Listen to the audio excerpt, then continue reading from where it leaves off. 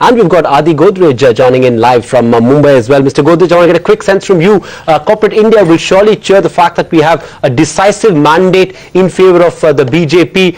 What do you think? Everybody agrees that Modi doesn't quite have a magic wand, but what can he do in the short term according to you? No, I think first of all it's very good to see that after many decades we've had a majority government. We will have a majority government. That's very good because I think a majority government will be able to take important decisions in a quick manner. I think there are many things that need to be remedied.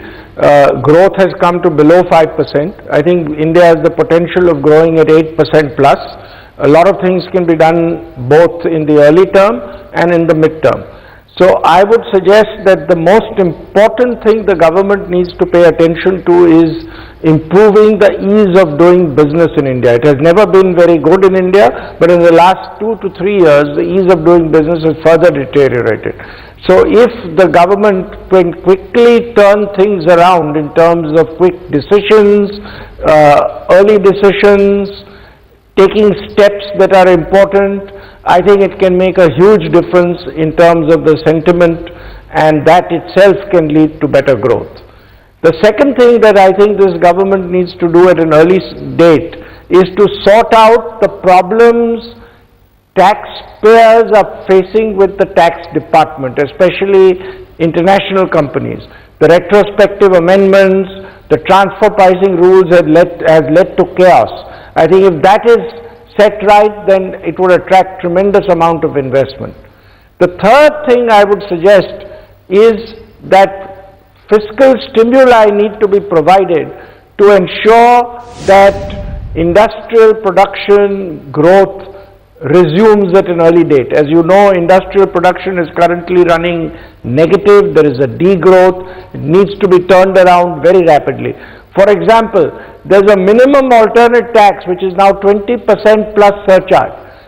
And on one side you give incentives to companies to invest in geographical locations, in certain industries, in certain sectors, and on the other side you have a minimum alternate tax, so they can't enjoy these benefits.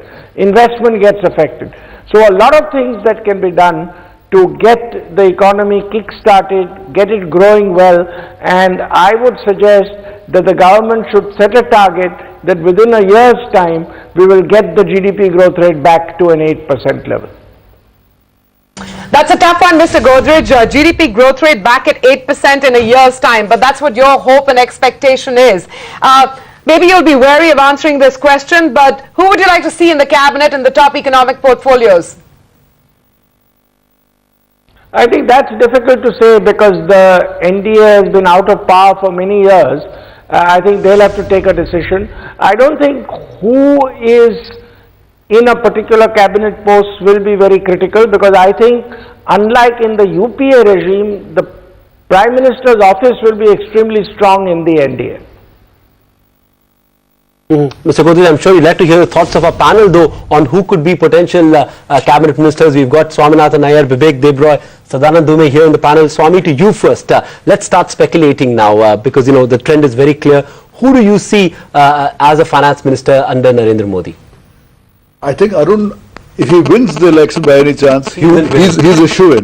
If he doesn't win, I think given the totality of the atmosphere, there would be a lack of moral authority of saying, okay, let's get him in from the Rajya Sabha and make him that. So he may have to wait a little and come in later as a senior person. But straight away, I don't think he would be in there. And if he is not there, a lot of people will say, what about Arun Shourie? I don't think Arun would have a chance because I think the finance minister would in effect be political number 2 in this kind of setup. And the political number 2 can't be Arun Shourie. It could be Sushma Swaraj, although Modi doesn't particularly like her at all. I would actually interpret this kind of differently. I think this mandate is overwhelmingly a mandate for Narendra Modi, and it essentially means that he picks whoever he wants. If he wants Arun Jaitley to be his finance minister, and there are indications, that's what will happen. That's what's going to happen. This is not going to be enough to impede Arun Jaitley's ascent to that job, particularly since that his value to the party and his stature in the party is so great and has been there for so long. And he has clearly backed Modi. Out of the senior leadership, he's the one who backed Modi from the start. So if you were to pick between, Sushma Swaraj winning Vidisha and Arun Jaitley losing Amritsar, but who's more likely to be finance minister, I would still say that it's Arun Jaitley by a large margin. Professor Devroy. On this, I presume you're just talking about finance. But Well, we can go beyond finance, but finance but first. before that, I think the structure of this cabinet is going to change, because it will essentially be, if it is at the level of cabinet and not ministers of state with independent charge, it will be a much slimmer cabinet. And to endorse what Mr. Godrej also said, there is a dearth of talent. Given that for finance, and let's remember Mr. Jaitley is a Rajya Sabha MP as of today. It's not that he has to be inducted. So therefore I'd go along with Sadanand and say Mr. Jaitley is certain to be the finance minister. Swami doesn't agree. No, I think you have to give up a Rajya Sabha seat to fight the election. He's not there anymore. No, I think he is there. To the best of my knowledge, you have to resign. We will in any case know in a few days. But Professor Devroy, I know you also believe that that Narendra Modi is likely to integrate various infrastructure ministries. We could have an energy minister, high-profile ministry like an energy minister, and some of the ministries like petroleum, power could get integrated. Do you see that happening? I see that happening, and I can see some other people who will be in the cabinet. The portfolios presumably have not yet been determined, but I do see Mr. Shauri there. I do see Suresh Prabhu there. I actually do see Sushma Swaraj also there, if for nothing else, from the point of view of giving a signal. Okay. Mr. Godrej, quick word from you. Do you believe it's a good idea to have an integrated energy minister instead of having a power minister, a petroleum minister? Do you think it's a good idea? Would industry welcome the idea of having an energy minister, maybe an infrastructure minister, so to say? I think not just energy, I think a lot of areas need to be integrated. We have far too many ministries. If you look at industry, there are 6 or 7 different areas. If you look at even things like urban development, there are 2 ministries. So I think now that there is a very strong majority government coming up, I think they can cut down the number of ministries, make them more efficient, and I'm sure that will take place. One quick point here. If this verdict had not been this decisive, then you could have argued that there's wiggle room, he could make excuses. Is he going to, would the government focus on administrative efficiency, not have the mandate for bold reform? With these kinds of numbers, I think the expectations are going to be very high. It'll be very interesting to see what they do in the first 3 months. As journalists, we have the advantage of playing both sides. And here, as Sandeep and I have been wondering privately about what the nature and health of the opposition is going to be like. One is to have a decisive mandate. One is to also have a healthy opposition.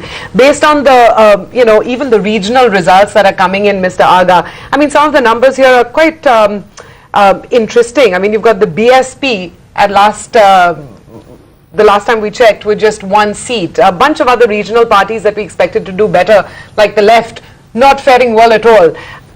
Take stock of just a healthy, strong opposition scenario in this government. Yeah, Manvi, just allow me to come to your question after I had something in mind about the earlier question. It's not just energy, but it's also primarily transport, where you have inland water, you have air transport, you've got railways, you have road, and all these interface. And there is requirement to take an integrated view instead of competing and sometimes destroying each other. In fact, ecology and environment somewhere gets embedded along with land acquisition. But we have discussed these things. I'm not sure whether that change of having 1 minister can be done so fast. It requires a bit of homework. But I'm sure this should be something which should engage Mr. Modi as the next Prime Minister. But now coming to a more important, a more interesting political point, which is what is, I think you just have to get used to many new faces, and some of the faces who've been part of our political consciousness for decades. You might find some of them, and their parties might fade away. Mr. Karunanidhi, who has dominated Tamil Nadu as one of the poles, I don't know what will happen to him and what will happen to his party. BSP, whether they can bounce back after being reduced to 1 seat. There was a time when they were expanding beyond UP. Now they are down to 1 seat in UP. Can they bounce back? What has happened to the backward and the SC/ST vote is something which only an analysis will tell us. Similarly, NCP in Maharashtra, and that Mr. Sharad Pawar, who's been around for 40, 50 years, is such an important politician. He's not getting younger. What happens to him? So there are a whole lot of questions, including the Ram Manohar Lohia legacy of Janata Dal United.